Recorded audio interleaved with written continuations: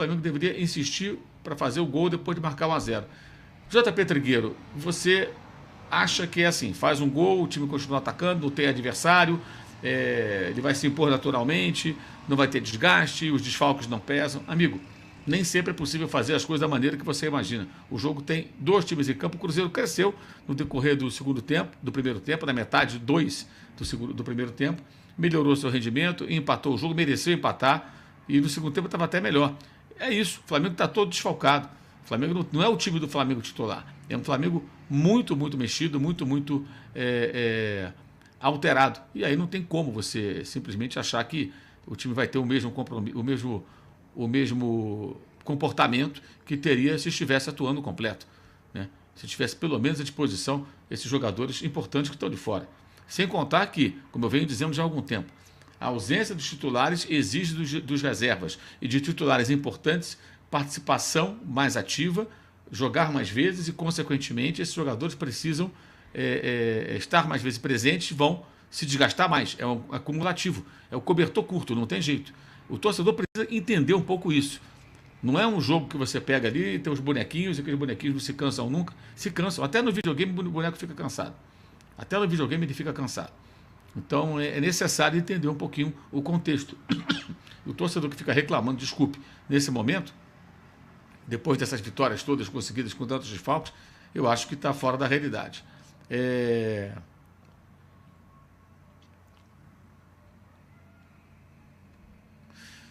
Muito bem.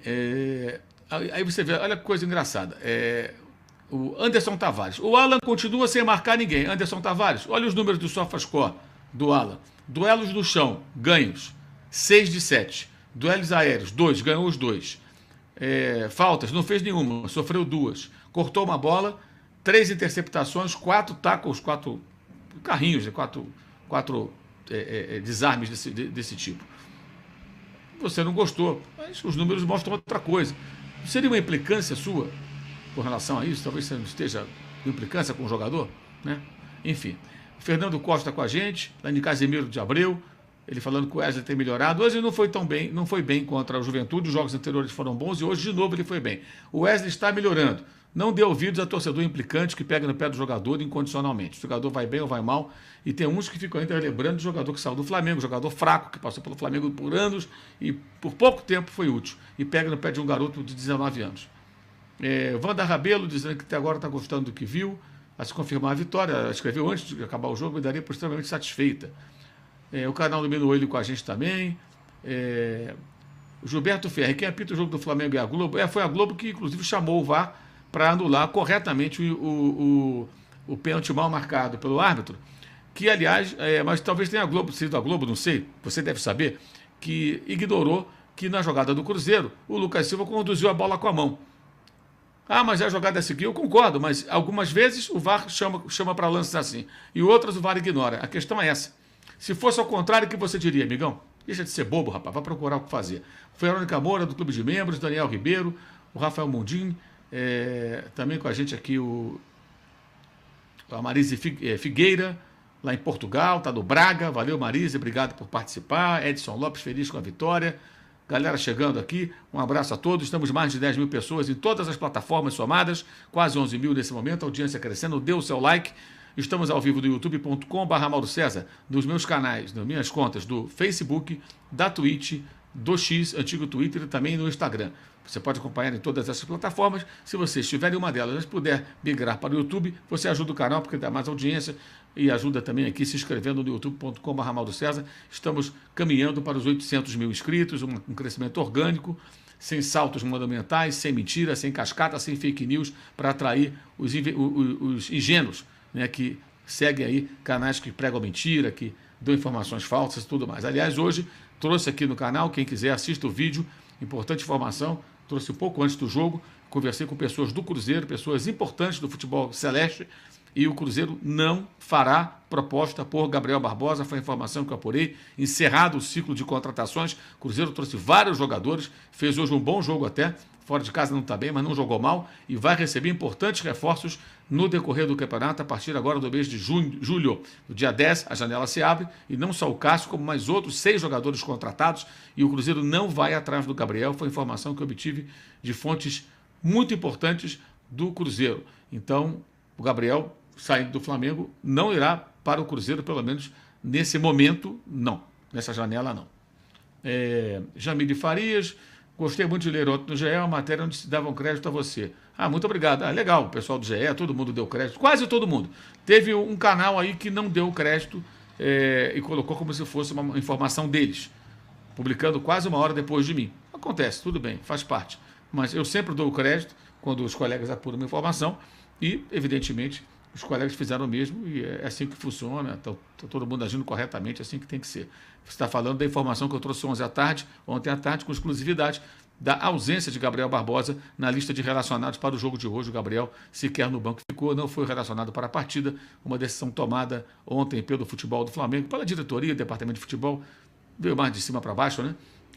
E foi comunicado ao Gabriel ontem no centro de treinamentos do Flamengo que ele não estaria na partida contra o Cruzeiro. Muito bem. E nós seguimos aqui. Daniel Ribeiro, Pedro tem nível europeu. E como? Eu tenho falado isso direto, Daniel. O Pedro joga muito, cara. Joga muito. Não é só pelos gols, não. É só prestar atenção no jogo e ver como ele facilita, como ele cria jogadas, como ele participa bem do jogo. E está evoluindo muito. O Pedro é um privilégio tê-lo no ataque de um time aqui no Brasil.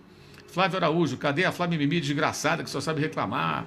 Rafael Oliveira, também com a gente, questionando o Ayrton Lucas. De fato, está jogando mal, não está bem. Desse jeito vai ser reserva quando acabar a Copa América e retornar o Matias Vinha. Ou se o Uruguai for eliminado antes. É importante entender o seguinte, o Brasil joga na terça-feira contra a seleção da Colômbia para a definição do primeiro e segundo colocados do grupo. Os colombianos jogam pelo empate. Se o Brasil não vencer a Colômbia, o Brasil ficará em segundo e vai jogar contra o Uruguai. E aí uma vitória brasileira avança o Brasil na competição e manda para casa os jogadores da seleção uruguaia que pertence ao Flamengo, o quarteto. Então, na partida do outro final de semana, né, que acho que vai ser no sábado, se não me engano, do Brasil contra